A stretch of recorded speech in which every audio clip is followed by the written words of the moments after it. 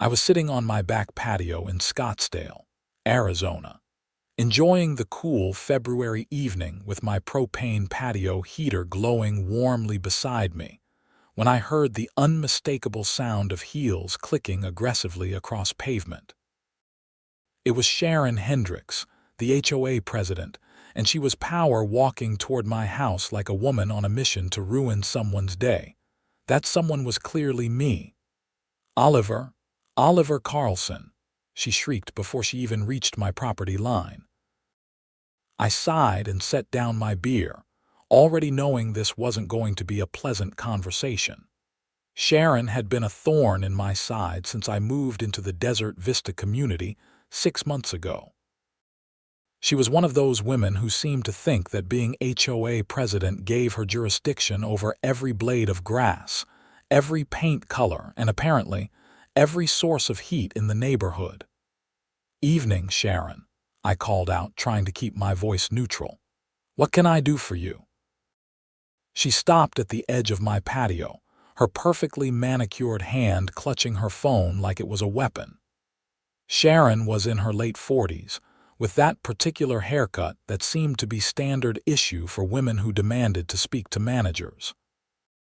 Her face was flushed, and I could see the vein in her forehead pulsing even in the dim light from my heater.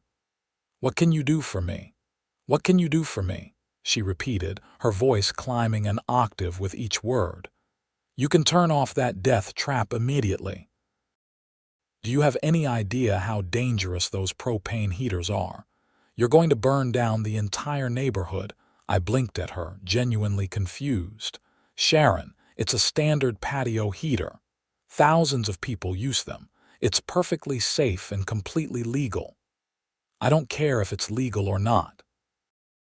It's a violation of our HOA regulations, Section 12, subsection 4, which clearly states that no open flames are permitted on patios or in yards." I had actually read the HOA regulations when I moved in, specifically because I knew Sharon would be the type to weaponize them. "Sharon, that section refers to fire pits and bonfires. A propane heater isn't an open flame. It's enclosed, it has safety features, and it's designed for exactly this purpose." Her face turned an even deeper shade of red. "Are you arguing with me?" "I am the president of this HOA, and I am telling you that this is a violation. Turn it off now, or I'll have no choice but to take action." "What kind of action?" I asked, genuinely curious about where she thought she could take this. "I'm calling the police," she said triumphantly, already unlocking her phone. "This is a safety hazard, and I won't have you endangering everyone in this community with your reckless behavior." I almost laughed. "Sharon, the police aren't going to respond to a call about a patio heater. They have actual crimes to deal with." "We'll see about that," she snapped, and before I could say another word, she was dialing 911. I watched in disbelief as she actually went through with it. "Yes, hello. I need to report a dangerous situation. My neighbor is using an illegal propane heater that's creating a serious fire hazard. We need someone here immediately before someone gets hurt." The dispatcher on the other end must have asked for the address, because Sharon rattled off my street address with the kind of urgency usually reserved for reporting armed robberies. She stayed on the line for another minute, giving them additional details about the massive propane tank. It was a standard 20-pound tank, and the uncontrolled flames. The heater was functioning exactly as designed. When she hung up, she crossed her arms and gave me a satisfied smile. "An officer is on the way. I suggest you turn that thing off before they get here, or you might be looking at fines or worse." "Or worse?" I couldn't help but ask. "Sharon, I'm not running a meth lab. It's a patio heater." "We'll let the authorities decide that," she said primly. I decided there was no point in continuing the argument. If she wanted to waste police resources on this nonsense, that was on her. I grabbed my beer and took a long drink, keeping the heater running out of pure spite at this point. Sharon stayed right where she was, standing at the edge of my patio like a sentinel, occasionally glancing at her watch and then back toward the street. We waited in awkward silence for about 10 minutes. Sharon pulled out her phone and started typing furiously, probably updating the HOA Facebook group about her latest crusade against neighborhood safety violations. I could already imagine the post. Dealing with yet another irresponsible homeowner who refuses to follow basic safety protocols. Police have been called. Updates to follow. Finally, I saw the flash of red and blue lights reflecting off the houses across the street. Sharon straightened up, smoothing down her blouse and fixing her hair as if she were about to meet someone important. A patrol car pulled up to the curb in front of my house, and a single officer stepped out. Even in the dim light, I could see Sharon's expression falter slightly. The officer walking up my driveway was a tall, broad-shouldered man in his early 30s with a no-nonsense expression on his face. As he got closer, I noticed his nameplate read Martinez. "Evening, folks," Officer Martinez said, his voice calm and professional.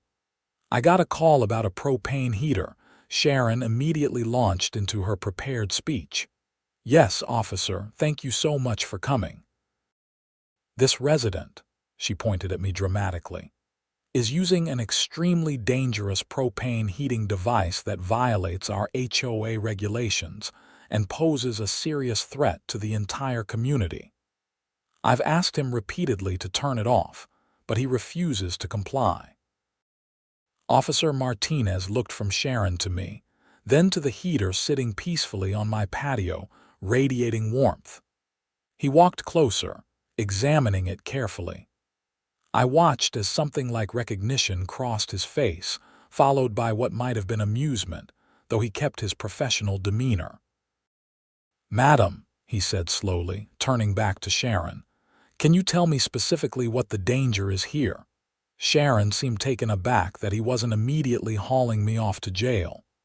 "It's a propane heater. It could explode. It could start a fire. It's completely irresponsible to have something like that so close to residential properties." Officer Martinez nodded thoughtfully, then pulled out a small notepad. "And you're with the HOA, madam?" "I'm the president," Sharon said proudly. "I take the safety of this community very seriously, which is why I called you." "I see," Martinez said, making a note. He turned to me. "Sir, can I take a look at the heater more closely?" "Of course, officer," I said, standing up. "It's a standard Dina Glow propane patio heater. I bought it at Home Depot about 3 months ago." Martinez walked onto my patio and crouched down next to the heater, examining it thoroughly. He checked the connections, looked at the base, and even tested the stability of the unit. Sharon watched anxiously, clearly expecting him to find something wrong. After a full minute of inspection, Martinez stood up and turned to face both of us.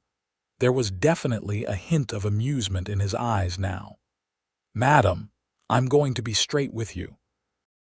There's absolutely nothing illegal or dangerous about this heater.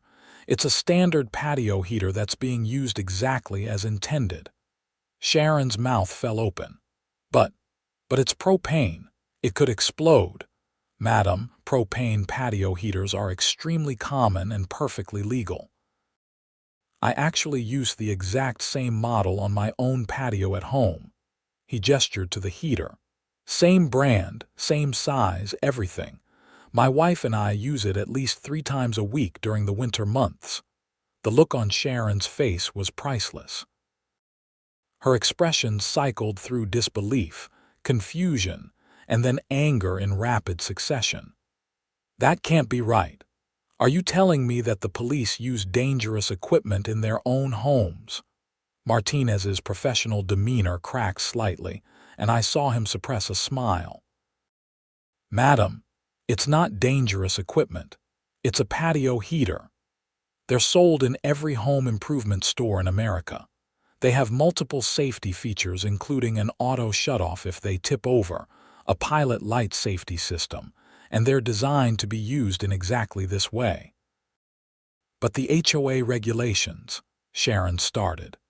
Madam, HOA regulations don't supersede local, state, or federal law, and there are no laws against propane patio heaters. If your HOA has regulations about them, that's a civil matter between you and the homeowner. It's not a criminal issue, and it's definitely not an emergency that requires calling 911.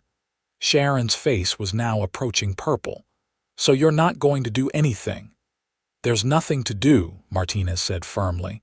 No laws are being broken. No one is in danger. This was not an appropriate use of emergency services. This is ridiculous, Sharon sputtered. I demand to speak to your supervisor. Martinez's expression hardened. Madam, you called 911 to report a non-emergency situation. That's actually a misuse of emergency services, which is something I could cite you for. I'm not going to do that tonight, but I need you to understand that 911 is for actual emergencies. Heart attacks, fires, crimes in progress, not HOA disputes about patio heaters. Are you threatening me? Sharon demanded. I'm educating you, Martinez replied calmly. If you have an issue with what this gentleman is doing and you believe it violates HOA policy, then you need to go through the proper HOA channels. Send him a letter, schedule a hearing, whatever your procedures are, but you cannot call 911 for things like this. Sharon looked like she wanted to argue more, but even she seemed to realize she was on thin ice. Fine, she said through gritted teeth. But this isn't over, Oliver. You'll be hearing from the HOA board. Looking forward to it, I said mildly. Sharon spun on her heel and stormed off toward her house, which was 3 doors down from mine. We watched her go in silence. Once she was out of earshot, Martinez turned to me with an apologetic expression. Sorry you had to deal with that, Mr. Carlson. Not your fault, I said. And thanks for setting her straight. Can I offer you a beer or anything? Least I can do for dragging you out here, Martinez chuckled. I appreciate the offer, but I'm on duty. And honestly, this was one of the more entertaining calls I've had this week. He glanced back at the heater. Seriously, though, those things are great. My wife was skeptical when I bought ours, but now she's out on the patio more than I am. They're lifesavers during the winter evenings, I agreed. Gets cold here once the sun goes down. No kidding, Martinez said. He handed me a card. Listen, if she harasses you about this again, or if she tries to claim there's some kind of safety violation, feel free to give me a call. I'll be happy to explain the law to her again. I took the card gratefully. Thanks, Officer Martinez. I really appreciate it. Just Martinez is fine when I'm not writing tickets, he said with a grin. And hey, good luck with your HOA. Sounds like you're going to need it. After Martinez left, I settled back into my chair and enjoyed the rest of my evening in peace. The heater continued to work perfectly, warming my patio and apparently not exploding or burning down the neighborhood. I could see lights on at Sharon's house and imagined her inside, furiously typing up incident reports or whatever HOA presidents did when their power trips got shut down by reality. I should have known that wouldn't be the end of it. The next morning, I woke up to find a notice taped to my front door. It was printed on official HOA letterhead and was titled Violation Notice in bold red letters. I read it while sipping my coffee. Dear Mr. Carlson, it has come to the attention of the Desert Vista Community HOA Board that you are operating unauthorized heating equipment on your property. Section 12. Subsection 4 of our community regulations states that no open flames or fire-producing equipment shall be operated on patios, decks, or yards. This includes but is not limited to fire pits, chimeneas, and propane heaters. You are required to cease use of this equipment immediately and remove it from your property within 72 hours. Failure to comply will result in daily fines of $100 until the violation is corrected. You have the right to appeal this decision at the next HOA board meeting, scheduled for March 15th at 7 p.m. in the community center. Sincerely, Sharon Hendricks, HOA President. I read the notice 3 times, getting more annoyed with each pass. The date on the letter was today, meaning Sharon had printed this up first thing in the morning. The woman was nothing if not persistent. I pulled up the HOA regulations on my phone and found Section 12, subsection 4. Just as I remembered, it read, "No open fires, fire pits, or bonfires shall be maintained on any lot. This includes but is not limited to wood-burning fire pits, chimeneas, and similar devices." There was no mention of propane heaters. Sharon had added that part herself. I took a photo of the notice and the relevant section of the regulations, then called my real estate attorney, David Chen. David had helped me with the purchase of the house, and I'd kept his number specifically for situations like this. "Oliver, good to hear from you," David answered. "What's going on?" I explained the situation, from Sharon's 911 call to the violation notice I'd received this morning. David listened without interrupting, and I could hear him typing notes. "Okay," he said when I finished. "First thing, you're absolutely right that propane heaters aren't covered under that regulation. She's interpreting it however she wants, which she doesn't have the authority to do. Second, she can't just unilaterally fine you. The HOA board has to vote on violations and fines.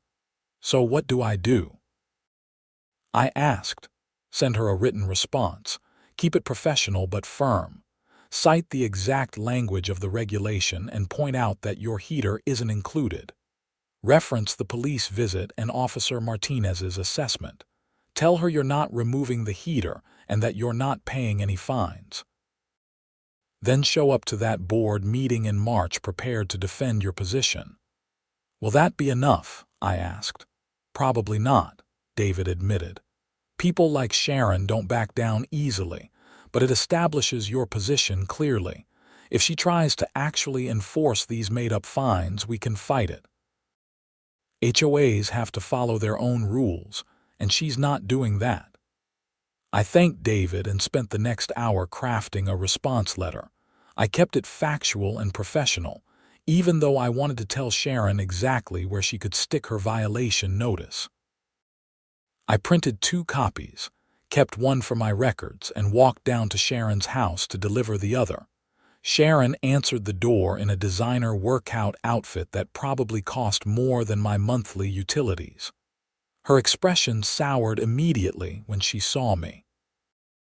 "I'm delivering my formal response to your violation notice," I said, holding out the envelope. She snatched it from my hand without a word and started to close the door. "Sharon, wait," I said. "Look, I don't want to be at war with the HOA. I'm not trying to cause problems. I just want to use a standard patio heater that's completely legal and safe." "You want to do whatever you want without regard for community standards," she shot back. "That's the problem with people like you. You move into an HOA community and then want to ignore all the rules." "I'm not ignoring the rules," I said, trying to keep my voice calm. "I'm following them exactly as they're written. You're the one trying to add rules that don't exist." "We'll see what the board has to say about that," Sharon said coldly. "And just so you know, I've already spoken to 3 other board members this morning. They all agree with me that propane heaters are a safety hazard and need to be banned. Then they can vote to change the regulations at a properly noticed meeting where homeowners have a chance to weigh in," I said. "But you can't enforce rules that don't exist yet." Sharon's eyes narrowed. "The board meeting isn't until March 15th. That's 3 weeks away. The fines start tomorrow." "No, they don't," I said firmly. And if you try to impose them, I'll fight them. I've already talked to my attorney." "Of course you have," she said with disgust. "You're one of those people who lawyers up at the first sign of having to be a responsible neighbor." "I'm one of those people who doesn't let bullies push them around," I corrected. "Read my letter. Everything in there is factual and documented. I'm not doing anything wrong and you know it." I turned and walked away before she could respond. My heart was pounding with frustration and anger. I'd moved to Desert Vista because it seemed like a nice, quiet community. The houses were well maintained, the neighborhood was safe, and the location was perfect for my commute to my job as a software engineer in Phoenix. I hadn't signed up for a battle with an overzealous HOA president who seemed to have nothing better to do than harass her neighbors. Over the next few days, I noticed Sharon driving by my house multiple times. She'd slow down, crane her neck to see if the heater was on my patio, and then speed up once she confirmed it was still there. It was creepy and more than a little obsessive. On the third day, I came home from work to find another notice on my door. This one informed me that I was being fined $100 for the first day of non-compliance, and that the fine would continue to accrue daily until I removed the unauthorized equipment. I photographed the notice and emailed it to David. His response came within an hour. "Don't pay it. This is completely unenforceable. Keep documenting everything." That evening, I was sitting on my patio again, heater running, when my next-door neighbor, Frank Morrison, came over. Frank was a retired accountant in his 60s who'd lived in Desert Vista for over a decade. "Evening, Oliver," he called out as he approached. "Mind if I join you for a minute?" "Not at all," I said, gesturing to the empty chair. "Want a beer?" "Don't mind if I do," Frank said, settling into the chair with a grateful sigh. "These old bones appreciate a little warmth on nights like this." I grabbed him a beer from my cooler, and we sat in comfortable silence for a moment. "I heard about your trouble with Sharon," Frank finally said. "Well, the whole neighborhood's heard about it. She's been posting about it on the HOA Facebook page." "Of course she has," I muttered. "What's she saying?" "Oh, the usual. That you're a reckless homeowner who doesn't care about safety, that you're defying the HOA board, that you're setting a dangerous precedent. She's really playing it up." "Frank, do you have any opinion on this? I mean, you've been here a lot longer than I have. Is there any legitimate reason I shouldn't use a propane heater?" Frank took a long drink of his beer and shook his head. "Not that I can think of. Hell, Tom and Patricia Wilkins, 2 streets over, have had one for years. Sharon's never said a word to them about it." That caught my attention. "Really? They have the same kind of heater?" "Similar, yeah. They use it all the time during the winter. I've been to their place for barbecues where that thing was running all evening. Sharon was at one of those barbecues, actually." "So she knows propane heaters are being used in the community, and she's never had a problem with it before." "Not until you," Frank confirmed. "And I'll tell you what I think is really going on. Sharon doesn't like you because you called her out at the last community meeting." I thought back to the meeting in January. There had been a discussion about increasing HOA dues by 20%, and Sharon had been pushing hard for it. I'd asked detailed questions about where the money was going, and whether we'd solicited competing bids for the landscaping services we were using. Sharon had gotten defensive and snippy, and several other homeowners had backed up my questions. The dues increase had been tabled pending a more detailed financial review. "You think this is payback for that?" I asked. "I think Sharon doesn't like being questioned," Frank said. "And I think she especially doesn't like being questioned by new homeowners who she hasn't had a chance to intimidate yet. You embarrassed her at that meeting, and this is her way of reasserting control." "That's insane," I said. "This is about propane heaters, not some petty power struggle." "Welcome to HOA politics," Frank said dryly, "where everything is a power struggle and the pettier the better." We talked for a while longer, and Frank confirmed that several other homeowners were getting tired of Sharon's antics. He promised to speak up at the March board meeting and encouraged me to reach out to some of the other neighbors who might be willing to support me. The next 2 weeks were an exercise in patience. Sharon continued to post about my violations on the HOA Facebook page. She sent me daily fine notices. She even started taking photos of my patio from the street and posting them online with dramatic captions about safety hazards and irresponsible neighbors. I documented everything. Every notice, every social media post, every time she drove by my house to spy on me. David assured me that we were building a solid case if things escalated to legal action.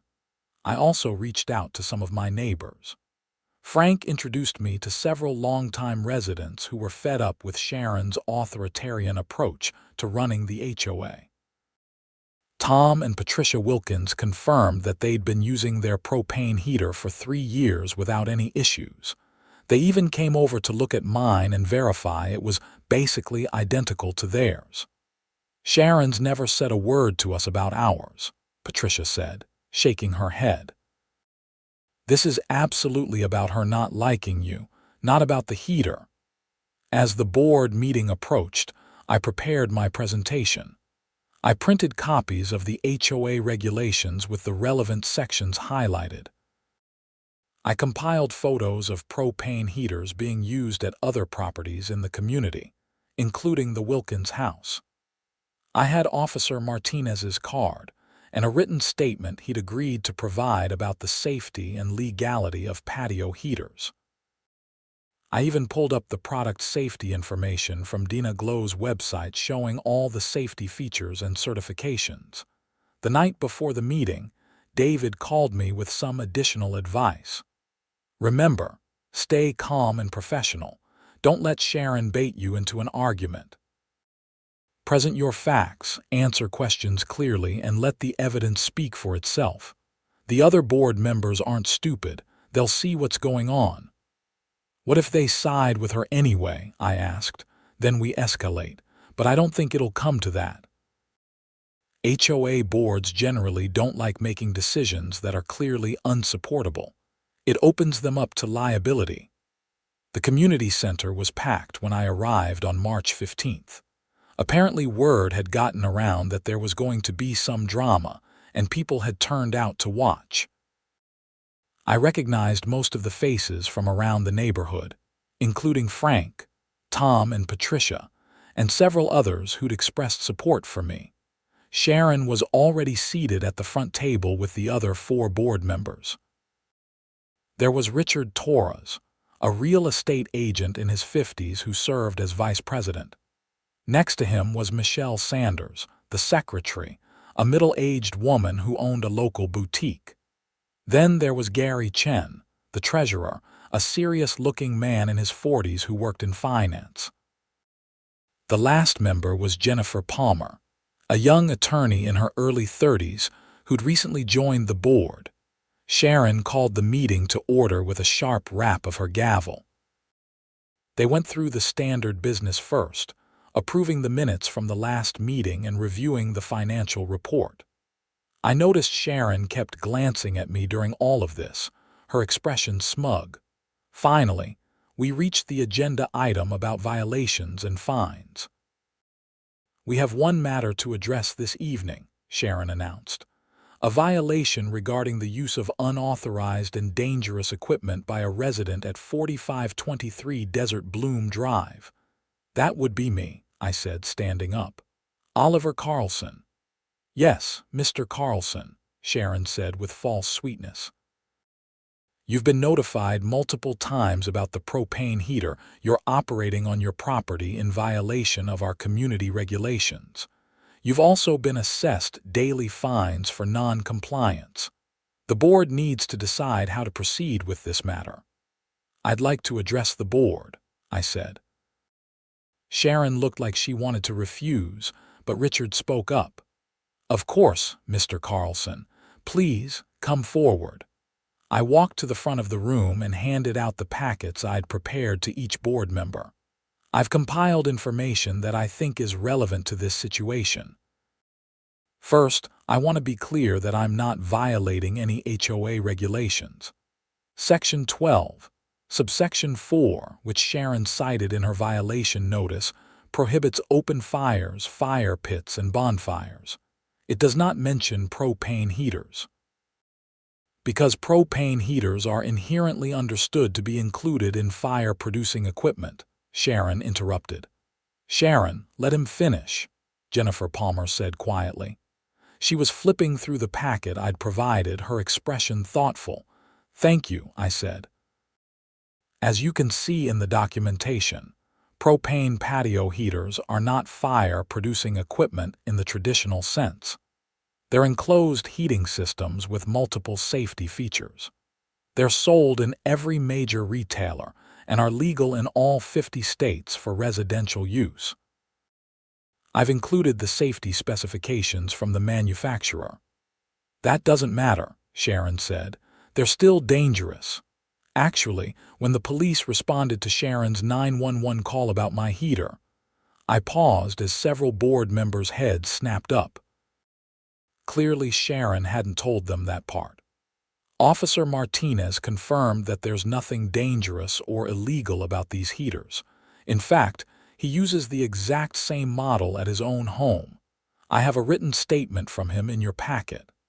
Gary Chen was reading the statement, his eyebrows raised. "Sharon, you called the police about this." "It was a safety emergency," Sharon said defensively. "Or at least it could have been." "The officer disagreed," I continued. He also reminded Sharon that 911 is for actual emergencies, not HOA disputes. "But more importantly, I want to point out that other residents in this community have been using propane heaters for years without any issues. Tom and Patricia Wilkins, for example, have had one for 3 years. Sharon has never cited them for a violation." "That's because I didn't know about it," Sharon snapped. "You were at a barbecue at their house where it was being used," I said flatly. "You saw it. You stood next to it. You said nothing." The room erupted in murmurs. Patricia stood up from her seat in the audience. "That's true. Sharon was at our 4th of July barbecue last year. She commented on how nice it was to have the heater running because it got chilly after sunset." Sharon's face was bright red. "I don't remember that." "Well, I do," Patricia said firmly. "And I have photos from that party that show the heater in the background." Richard cleared his throat.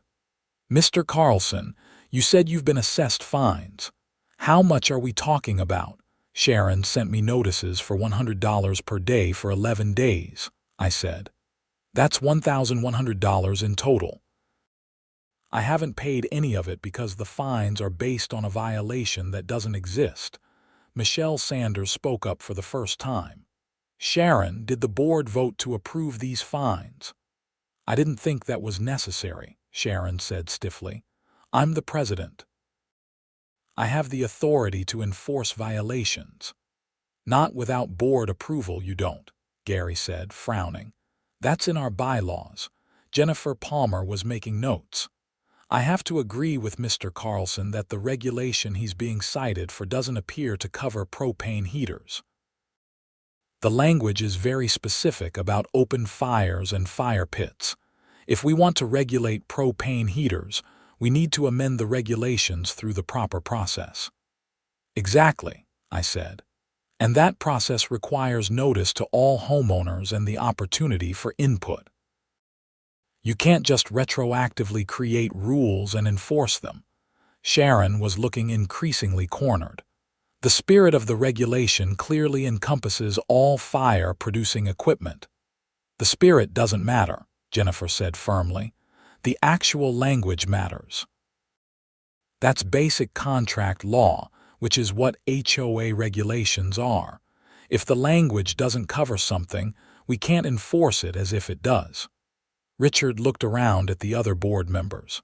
I think we need to vote on this. I move that we rescind the violation notice issued to Mr. Carlson and void all associated fines. I second, Gary said immediately. We need to discuss this further, Sharon protested. We've discussed enough, Richard said. All in favor of rescinding the violation and voiding the fines. 4 hands went up, Richard, Michelle, Gary, and Jennifer. Sharon sat with her arms crossed, her face like thunder. Motion passes, Richard said. Mr. Carlson, the violation notice is rescinded and you don't owe any fines. We apologize for the confusion. Thank you, I said, relief flooding through me. However, Jennifer added, I think we should consider whether we want to add propane heaters to our regulations going forward. That should be a separate discussion with proper notice to all homeowners. Agreed, Richard said. We'll put it on the agenda for next month and send out notice to everyone. Sharon looked like she wanted to argue more, but even she could see that she'd lost. The meeting moved on to other business, but I barely paid attention. I'd won. The violation was gone, the fines were voided, and it was clear that at least 4 out of 5 board members weren't going to back up Sharon's overreach. After the meeting ended, several neighbors came up to congratulate me and thank me for standing up to Sharon. Frank clapped me on the shoulder. Well done, son. About time someone put her in her place. Tom Wilkins shook my hand. If they try to ban heaters next month, Patricia and I will be here to oppose it. Hell, half the neighborhood will. As I was leaving, Jennifer Palmer caught up with me in the parking lot. Mr. Carlson, can I talk to you for a minute? Of course, I said. I want to apologize for what happened, she said. I'm the newest member of the board and I'm still figuring out the dynamics, but it's pretty clear that Sharon targeted you unfairly. That's not how the HOA should operate. I appreciate that, I said, and I appreciate you and the others voting to rescind the violation. It was the right call legally and ethically, Jennifer said. Between you and me, there have been other situations where Sharon has overstepped her authority. This was just the most blatant. Some of us on the board are considering whether it's time for new leadership. That's above my pay grade, I said diplomatically. I just want to live in my house peacefully and maybe warm up my patio on cold evenings. Jennifer smiled. Well, you should be able to do that without harassment now. But if Sharon causes you any more trouble, please let me or one of the other board members know directly. We'll shut it down. I thanked her and drove home feeling like a weight had been lifted off my shoulders. The heater was still on my patio where I'd left it, and I turned it on and enjoyed the rest of the evening without any interruptions or surprise visits from angry HOA presidents. The next morning, I woke up to find that Sharon had posted a long, rambling message on the HOA Facebook page about how the board had made a dangerous decision, and that homeowners should be prepared for the consequences when someone's property burned down due to propane heaters. The comments section was brutal. Multiple people called her out for wasting police resources, for selective enforcement, and for abusing her authority. Several people suggested it was time for her to step down as president. Sharon deleted the post within a few hours, but the damage was done. Screenshots had been shared, and the community had seen exactly who Sharon was when she didn't get her way. Over the next few weeks, things were quiet. Sharon stopped driving by my house. She stopped posting about me online. I used my heater whenever I wanted without any issues. The April board meeting came and went, and the proposal to add propane heaters to the prohibited items list was voted down 4-1, with only Sharon in favor. Then, about a month after the original board meeting, something interesting happened. I came home from work to find Officer Martinez's patrol car parked in front of my house. For a moment, my heart sank, worried that Sharon had escalated things somehow. But Martinez was just standing on the sidewalk, looking at my house with a smile. "Mr. Carlson," he called out when he saw me. "Got a minute?" "Of course," I said, walking over. "Is everything okay?" "Everything's fine," Martinez assured me. "I'm actually off duty in about 20 minutes and I happen to be in the neighborhood. I wanted to follow up on that call I responded to back in February." "About the heater?" I asked. "Yeah," he said, grinning. "I heard through the grapevine that the HOA president tried to fine you anyway after I told her it was legal, and that you had to go to a board meeting to fight it." "News travels fast," I said. "Small community," Martinez said. "And my cousin lives 3 streets over. She was at that meeting. She said you handled yourself well." "Thanks," I said. "The board voted in my favor, so it worked out." "Good," Martinez said. "Listen, the reason I stopped by is that I talked to my sergeant about that 911 call. Misuse of emergency services is something we take seriously, especially when it's someone in a position of authority who should know better." "You're not going to cite Sharon, are you?" I asked. I didn't particularly like the woman, but I didn't want to cause her legal trouble either. "Not for that call, no," Martinez said. "But we did send her a formal warning letter explaining proper use of 911 and the potential consequences for future misuse. And we've flagged her address in our system so that if she calls again with something frivolous, we'll be aware of the pattern." "I appreciate that," I said. "Between you and me," Martinez added, "people like her make our jobs harder. We have limited resources, and when we're responding to fake emergencies about patio heaters, we're not available for actual emergencies." She needed to understand that. We talked for a few more minutes, and Martinez asked me how I liked the heater. I told him it had been great and thanked him again for backing me up. After he left, I felt even better about the whole situation. Not only had I won the fight with the HOA, but Sharon had faced some actual consequences for her behavior. The summer passed peacefully. I didn't use the heater much during the hot months, obviously, but I kept it on my patio as a matter of principle. Sharon mostly stayed away from me. We'd occasionally cross paths at community events, and she'd give me cold looks, but she never approached me or tried to start another fight. In August, there was an HOA election for board positions. Richard, Michelle, and Gary all ran for re-election and won easily. Sharon ran for re-election as president, and she lost. Jennifer Palmer was elected as the new president by a wide margin. Sharon was voted off the board entirely. Frank told me later that Sharon had shown up to the meeting where the results were announced, given a short speech about how the community was making a mistake, and then left. She stopped participating in HOA activities entirely after that.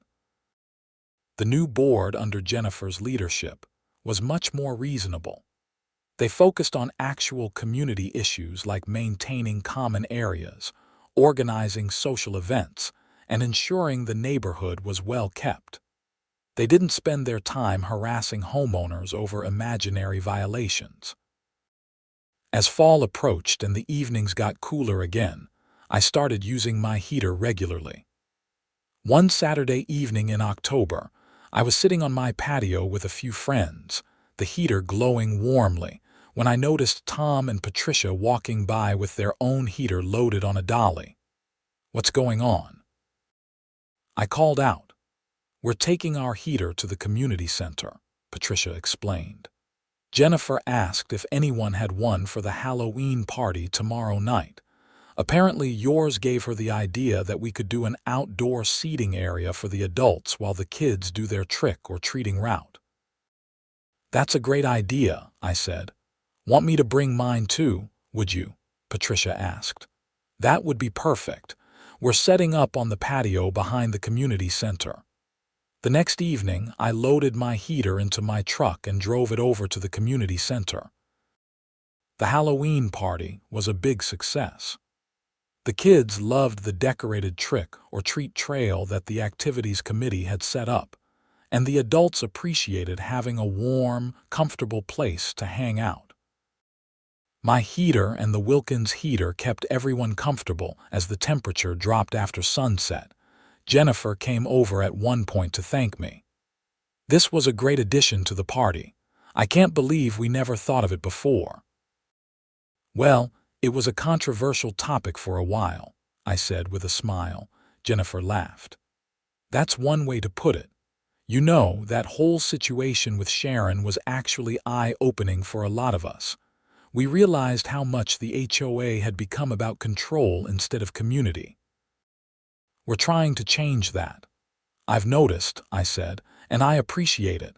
This is what an HOA should be, bringing people together, making the neighborhood better, not harassing people over nothing. Agreed, Jennifer said. And for what it's worth, I'm glad you stood your ground. It set a good precedent. As I stood there, warm from the heater and surrounded by my neighbors enjoying themselves, I reflected on the whole crazy situation. What had started as a simple dispute over a patio heater had turned into a months-long battle with an overzealous HOA president. But in the end, it had also brought positive change to the community and helped establish reasonable boundaries for HOA authority. I thought about Sharon, living 3 doors down, probably stewing in her house about how the community had rejected her leadership. Part of me felt a little bad for her. She'd clearly tied up her entire identity in being HOA president, and losing that position must have been hard. But mostly, I just felt relieved that the drama was over. The following week, something unexpected happened that put a final cap on the whole situation. I was at work when I got a call from an unknown number with a Scottsdale area code. "Is this Oliver Carlson?" a woman's voice asked. "Yes, this is Oliver. Who's calling?" "Mr. Carlson, this is Detective Sarah Walsh with the Scottsdale Police Department. I need to ask you some questions about Sharon Hendricks. Do you have a few minutes?" My stomach dropped. "Is everything okay? Did something happen to Sharon?" "No, Madam Hendricks is fine," Detective Walsh said. "But we're investigating some irregularities with the Desert Vista HOA finances, and your name came up as someone who had concerns about the HOA's operations." "Irregularities?" I asked. "What kind of irregularities?" "I can't go into details yet," Walsh said. "But I understand you questioned some financial matters at an HOA meeting back in January. Can you tell me about that?" I explained how I'd asked about the proposed dues increase and requested detailed financial information about where the money was going. I wanted to see competing bids for the landscaping services and understand why we needed such a large increase. Sharon got defensive about it, and the board tabled the discussion pending a financial review. "Did that financial review ever happen?" Walsh asked. "I'm not sure," I admitted. There was new board leadership elected in August, and they've been more transparent about finances. But I don't know if they ever completed a formal review of what happened before. "I see," Walsh said, making notes. "Mr. Carlson, have you noticed anything else unusual about HOA operations? Any unexplained expenses or questionable decisions?" I thought about it. "Nothing specific that I can point to, but Sharon did seem to have expensive tastes. The community center got some upgrades last year that seemed excessive for what we needed. New furniture, a fancy coffee machine, that kind of thing." "Thank you," Walsh said. "That's helpful. If you think of anything else, please give me a call." She gave me her direct number and thanked me for my time. After we hung up, I immediately called Jennifer Palmer. "Jennifer, I just got a call from the police about HOA finances. What's going on?" Jennifer sighed deeply. "I was going to call you this afternoon. When Gary and I did a thorough review of the HOA accounts after the election, we found some serious discrepancies." Money that should have been in our reserves wasn't there. Invoices that didn't match up with actual work done. It looks like Sharon may have been embezzling from the HOA. You're kidding, I said, even though it was starting to make a horrible kind of sense. I wish I was, Jennifer said. We found about $40,000 in questionable expenses over the past 3 years. Things like invoices from vendors that don't exist, reimbursements to Sharon for expenses that were never approved, that kind of thing. Gary and I reported it to the police last week. $40,000. I repeated, stunned. How did no one notice? Sharon was the one who prepared all the financial reports for the board, Jennifer explained. And apparently, the previous board members just rubber-stamped whatever she put in front of them without asking questions. You were the first person in years to actually challenge the financials. Is that why she came after me so hard about the heater? I asked. She was worried I'd dig deeper into the finances. We think that was part of it, Jennifer confirmed. She wanted to discredit you and make you look like a troublemaker, so that if you raised financial concerns again, the board wouldn't take you seriously. That's insane, I said. That's criminal, Jennifer corrected. The police are building a case. They've subpoenaed all of our financial records and Sharon's personal bank accounts. Detective Walsh said it could take a few months to put everything together, but they're confident they have enough for charges. Over the next few weeks, the investigation became the talk of the neighborhood. The police interviewed multiple board members and homeowners. They seized documents from the community center. Sharon hired a lawyer and stopped talking to anyone in the neighborhood. In December, Sharon Hendricks was formally charged with embezzlement, theft, and fraud. The charges detailed how she'd systematically stolen from the HOA over a 3-year period, using fake invoices, inflated expense reports, and unauthorized withdrawals from HOA accounts. The total amount was $43,000. The case made the local news. There were articles in the Scottsdale newspaper about HOA board oversight and the importance of financial transparency. Desert Vista became a cautionary tale about what happens when board members aren't held accountable. I was interviewed by a reporter from the paper who wanted to know about my experience challenging Sharon. I just asked some basic questions about where our money was going, I told him. Every homeowner should do that. These are our dues. We have a right to know how they're being spent. The article ran with the headline, HOA Oversight. One homeowner's questions uncovered massive fraud. It was a bit dramatic, but not inaccurate. Sharon's trial was scheduled for the following April. In the meantime, she was released on bond with conditions that she not contact any Desert Vista residents or participate in any HOA activities. She put her house up for sale in January. The new board, under Jennifer's leadership, worked with a lawyer to try to recover the stolen funds. They also implemented new financial controls, including requiring 2 board members to approve all expenditures over $500 and bringing in an independent accountant to review the books quarterly. On a cold evening in January, almost a year after Sharon had first called the police on my heater, I was sitting on my patio with the heater running. Officer Martinez, who I'd stayed in touch with occasionally, stopped by. He was off duty and had brought his wife, Maria, who wanted to see the heater that had caused so much drama. "This is it?" Maria asked, looking at the heater with amusement.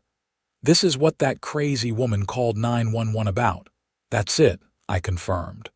"Pretty anticlimactic, right?" Martinez laughed. "You know, when I got that call, I thought it was going to be some huge industrial thing or someone doing something genuinely stupid. Then I get there, and it's just a regular patio heater identical to mine. I couldn't believe she'd called 911 over it." "She was trying to intimidate me," I said. She figured if a cop showed up, I'd be scared and get rid of it. Instead, it backfired completely, Maria said. And then the financial investigation happened. Do you think she would have gotten away with it if you hadn't asked those questions at the meeting? Probably, I admitted. At least for a while longer. The previous board wasn't paying attention. Someone had to ask questions eventually. Well, I'm glad it was you, Martinez said. People like Sharon Hendricks think they can bully their way through life and take whatever they want. It's good when they face consequences. We sat and talked for a while longer, and Martinez told me that Sharon's case was actually a good one for the department. It would likely result in stronger regulations about HOA oversight and give police a template for investigating similar cases in other communities. There are probably dozens of HOA boards out there where someone is doing the same thing Sharon did, Martinez said. Most people just don't notice or don't ask questions. Your case is going to make it easier to catch them. As winter turned to spring, the heater became less necessary, but I kept it on my patio. It had become a symbol of sorts, a reminder that standing up for yourself matters, and that rules and regulations should be applied fairly and reasonably. In April, Sharon pled guilty to multiple counts of theft and fraud. She was sentenced to 3 years in prison, ordered to pay full restitution of $43,000 plus interest, and given 5 years of probation after her release. She also had to complete community service and was permanently banned from serving on any HOA board in Arizona. The neighborhood held a community meeting after the sentencing to discuss what we'd learned and how to prevent it from happening again. Jennifer led the meeting, and she was clear that everyone shared some responsibility for what had happened. Sharon was able to do what she did because we weren't paying attention, Jennifer said. We trusted her to handle things and we didn't ask questions. Going forward, we all need to be more engaged. Attend meetings. Review financial reports. Ask questions when things don't make sense. This is our community, and we all have a responsibility to protect it. People nodded in agreement. Frank Morrison stood up and said, I've lived here for 12 years, and I never once looked at a financial report until this year. That's on me. Sharon was wrong to steal, but we were wrong to make it so easy for her. The meeting was productive and honest. We talked about implementing new safeguards, increasing transparency, and making sure board members were accountable to homeowners. It felt like the community was finally coming together in a meaningful way. As I drove home that night, I thought about the whole crazy journey. It had started with such a small thing, a patio heater, just a simple device to keep warm on cool evenings. But Sharon's irrational response to it had set off a chain of events that exposed financial fraud, led to criminal charges, resulted in prison time, and ultimately changed how our entire community operated. I pulled into my driveway and looked up at my house. It was a nice house in a nice neighborhood. I'd fought to live here on my own terms, without harassment or unreasonable restrictions. And in doing that, I'd accidentally helped clean up corruption and make the community better for everyone. My phone buzzed with a text from Jennifer. Thanks for coming to the meeting tonight, and thanks for asking those questions last January. You changed this community for the better, I replied. Just wanted to use my heater in peace. Everything else was a bonus. She sent back a laughing emoji and added, well, mission accomplished. Enjoy your heater without any more drama. I looked at the heater sitting on my patio, exactly where I'd always kept it. Tomorrow evening it might still be cool enough to use it, or maybe not. Either way, I knew I could use it whenever I wanted without worry. No more HOA violations. No more harassment. No more Sharon calling 911 over nothing. Just a guy, his house, and a perfectly legal propane patio heater. The next few months were remarkably peaceful. The new HOA board continued to do excellent work, focusing on real community issues rather than manufactured problems. We had regular financial reports that were clear and detailed. Board meetings were well attended because people actually felt like their input mattered. Several new committees were formed to handle different aspects of community life, and volunteers were eager to participate.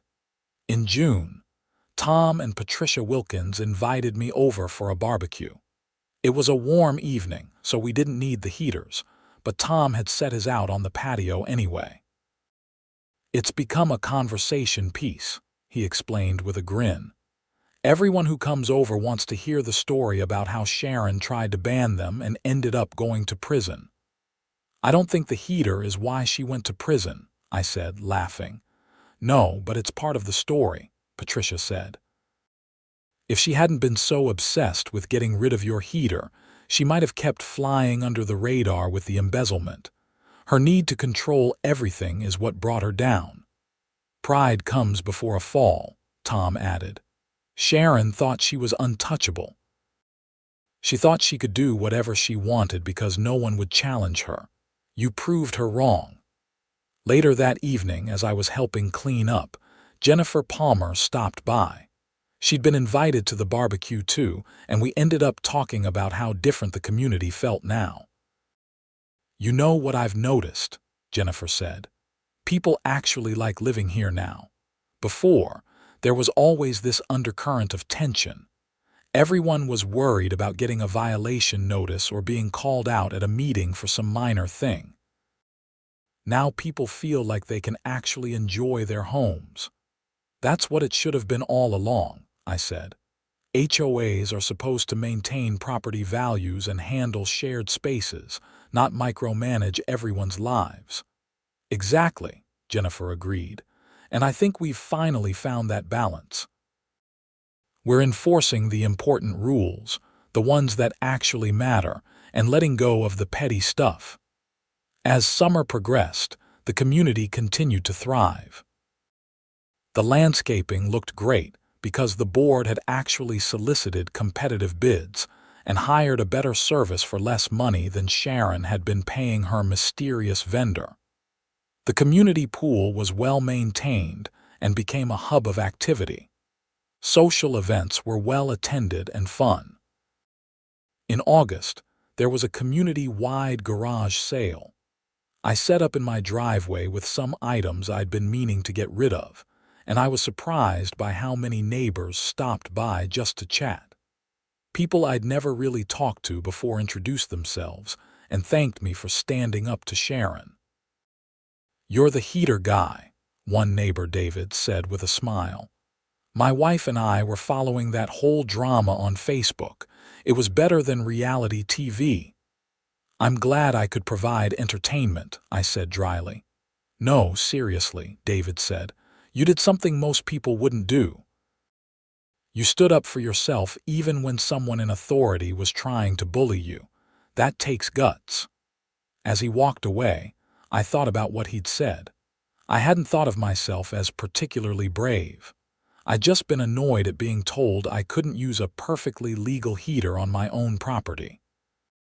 But I suppose there was something to be said for not backing down when you know you're right. In September, the community celebrated its 15th anniversary with a big party at the community center. There was food, music, and activities for kids. And yes, there were several propane heaters set up around the outdoor area for when the evening got cool. I was standing near one of the heaters, talking to Frank Morrison, when Officer Martinez showed up with his family. He'd been invited as a thank you for his service to the community. "I heard about Sharon's sentencing," Martinez said when he came over. 3 years seems about right for what she did." "It does," I agreed. "And the restitution order means the HOA should eventually get most of the money back." "That's good," Martinez said. "And I heard the community has made a lot of positive changes since she left." "It's night and day," Frank interjected. "Best the neighborhood's been in years." Martinez gestured to my heater. "And you're still using the famous heater, I see." "Every chance I get," I said with a smile. "It's kept me warm through some cold nights and apparently helped expose financial fraud. Best $300 I ever spent." We all laughed at that. Martinez's kids ran up wanting him to come play games with them, and he excused himself with a wave. As the party wound down and the sun set, the heaters kicked into action, keeping everyone comfortable. I looked around at my neighbors, all talking and laughing and enjoying themselves. This was what community was supposed to be. Not fear and intimidation and petty power struggles, but people coming together to make a neighborhood a good place to live. In October, I got an invitation to speak at a statewide HOA conference in Phoenix. Apparently, word had spread about what happened in Desert Vista, and the conference organizers wanted me to talk about homeowner advocacy and financial oversight. I wasn't sure at first, but David Chen, my attorney, encouraged me to do it. "You've got an important story to tell," he said. "And there are a lot of homeowners out there dealing with similar situations who could benefit from hearing it." So I found myself on a panel titled "Homeowner Rights and HOA Accountability" in front of about 200 people at a hotel conference center. I told the story of the propane heater, Sharon's overreach, the investigation, and everything that followed. I emphasized the importance of reading your HOA documents, asking questions, documenting everything, and not being afraid to push back when the HOA is wrong.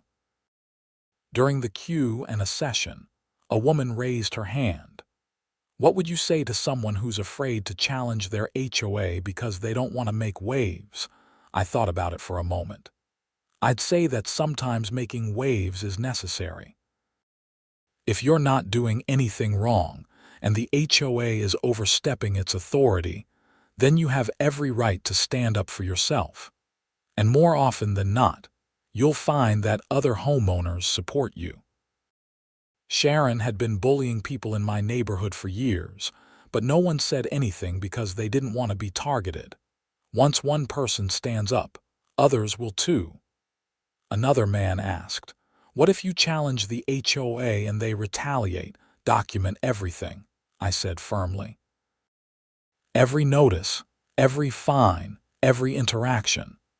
Keep emails, take photos, make notes. If they're retaliating against you for exercising your rights, that's something you can fight legally. And if it gets bad enough, talk to a lawyer. Most real estate attorneys have experience with HOA disputes." After the panel, several people came up to thank me and share their own HOA horror stories. It was eye-opening to hear how common these problems were. Overzealous board members, questionable finances, selective enforcement of rules. These issues were everywhere. One woman told me she'd been fighting her HOA for 6 months over the color she'd painted her front door. They approved the paint sample. I have it in writing, and then after I painted it, they said it was the wrong shade and fined me. "I'm so tired of fighting." "Don't give up," I told her. "If you have written approval, they can't enforce a fine. Get a lawyer if you need to, but don't let them bully you into repainting when you did everything right." She thanked me with tears in her eyes, and I realized that for a lot of people, dealing with an unreasonable HOA was incredibly stressful and isolating. They felt like they had no power and no recourse. Sharing my story gave them hope that they could fight back and win. As I drove home from the conference, I felt a sense of satisfaction. What had started as a personal annoyance had turned into something bigger. I'd not only solved my own problem but potentially helped others facing similar situations. When I got home, I found a letter in my mailbox from the HOA.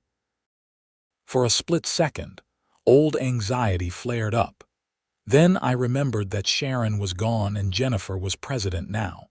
I opened it to find a thank you note. "Dear Oliver, The board wanted to express our gratitude for your representation of Desert Vista at the statewide HOA conference. We've received several calls from the organizers praising your presentation and the positive example our community has set for HOA reform. Your willingness to share our story is helping other communities avoid the problems we faced. Thank you for your continued engagement and advocacy. Best regards, Jennifer Palmer, HOA President. I put the letter on my refrigerator, held up by a magnet. It was a far cry from the violation notices I'd received from Sharon less than a year ago. That evening, I turned on my heater and sat outside with a book. The temperature was perfect for it, cool enough to need the warmth but not so cold that it was uncomfortable. As I sat there reading, I heard footsteps and looked up to see Frank walking over with 2 beers. "Thought you might want some company," he said, handing me one of the bottles. "Always," I said, gesturing to the empty chair. We sat in comfortable silence for a while, just enjoying the evening. Finally, Frank spoke up. "You know, I've been thinking about the whole situation with Sharon," he said, "and I realized something. I was part of the problem." "How do you figure?" I asked. I knew she was difficult. I knew she overstepped her authority sometimes, but I never said anything because it wasn't affecting me directly. When she went after you about the heater, I should have spoken up right away. Instead, I waited until after you'd already gone through the whole ordeal. "Frank, you did speak up," I said. "You supported me at the board meeting. You told me about the Wilkins having a heater. That helped." "But I should have done more sooner," Frank insisted. "We all should have. If more people had challenged Sharon earlier, maybe she wouldn't have felt so emboldened to steal from us." He had a point. "Maybe," I said, "but you can't change the past. The important thing is that everyone learned from it. The community is more engaged now. People are paying attention." "That's true," Frank acknowledged. "I go to every board meeting now. I read every financial report. I never did that before." "And that's what matters," I said. "Sharon's gone, the money's being recovered, and the community is better than ever. That's a win." Frank raised his beer. "To standing up for what's right, even when it's just about a patio heater." I clinked my bottle against his. "To patio heaters and the unexpected ways they change our lives." We both laughed at the absurdity of it all. Who could have predicted that such a simple thing would lead to exposing fraud, criminal charges, and community reform? As fall turned to winter, I used my heater more and more frequently. Every time I turned it on, I thought about the journey it had taken me on. From Sharon's initial confrontation to Officer Martinez's response, from the violation notices to the board meeting, from the financial investigation to Sharon's conviction, it had been a wild ride. In December, the community had a holiday party at the community center. There was hot chocolate, cookies, and a visit from Santa for the kids. And of course, there were propane heaters keeping the outdoor area warm for adults who wanted to escape the chaos inside. I was standing by one of the heaters when a young couple approached me. They just moved into the neighborhood a few weeks earlier. "Are you Oliver Carlson?" the woman asked. "I am," I said, wondering what this was about. "We heard about what you did with the HOA," the man said. "Our realtor actually told us about it when we were considering buying here." She said Desert Vista had gone through a major reform and was now one of the best-run HOA communities in Scottsdale. "That's good to hear," I said, surprised that it had become a selling point for the neighborhood. "We were nervous about buying in an HOA community," the woman explained. We'd heard so many horror stories, but knowing that homeowners here actually have a voice and that the board is accountable made us feel better about it. "The board is great now," I assured them. "Jennifer and the rest of them actually care about making this a good place to live, not just enforcing petty rules." We chatted for a while longer, and they asked me questions about the neighborhood and what it was like living there. It felt good to be able to tell them honestly that it was a great place to live. As the evening wound down and people started heading home, Jennifer found me by the heater. "Another successful community event," she said, "and all made possible by heaters like yours." "I never thought a patio heater would become such an important part of community life," I said with a laugh. "It's not about the heater," Jennifer said. "It's about what it represents, standing up for yourself, asking questions, not accepting unfair treatment. That's what really changed this community." She was right, of course. The heater was just a catalyst. The real change had come from people deciding they deserved better and being willing to fight for it. As I drove home that night, I passed Sharon's old house. New owners had moved in a few months ago, a nice family with 2 kids. The house looked warm and welcoming, with Christmas lights strung across the front. It was a stark contrast to when Sharon had lived there, when the house had always felt cold and unwelcoming despite its expensive landscaping. I pulled into my own driveway and looked at my house. It wasn't the biggest or fanciest house in the neighborhood, but it was mine. And I could use my propane heater whenever I wanted without fear of harassment or bogus fines. It seemed like such a small thing, but it represented something much bigger. The freedom to live in your own home without unreasonable interference. The right to question authority when it oversteps. The importance of community members holding their leaders accountable. Inside, I made myself dinner and settled in for the evening. My phone buzzed with a message from Officer Martinez. "Hey, just wanted to let you know I gave a presentation to my department about the HOA fraud case. It's going to be used as a training example. Thanks for asking those questions that started the investigation. Happy holidays," I replied with my thanks and holiday wishes. It was surreal to think that my dispute over a patio heater had led to police training materials about financial fraud investigations. But that was the nature of standing up for yourself. You never knew where it might lead. Sometimes it just resolved your immediate problem. Other times, it uncovered deeper issues and created positive change that rippled out far beyond your initial concern. As winter settled in and the year came to a close, I found myself reflecting on everything that had happened. If someone had told me a year ago that buying a patio heater would lead to all of this, I never would have believed them. But life is strange that way. Small decisions and small actions can have unexpectedly large consequences. The propane heater sat on my patio, ready for use whenever I needed it. It had become more than just a heater. It was a reminder that sometimes the smallest battles are worth fighting, that standing up for yourself matters, and that one person asking reasonable questions can make a real difference. I made myself a cup of coffee and stepped outside onto my patio. The evening was cool and clear, perfect weather for using the heater. I turned it on and felt the familiar warmth spread across my patio.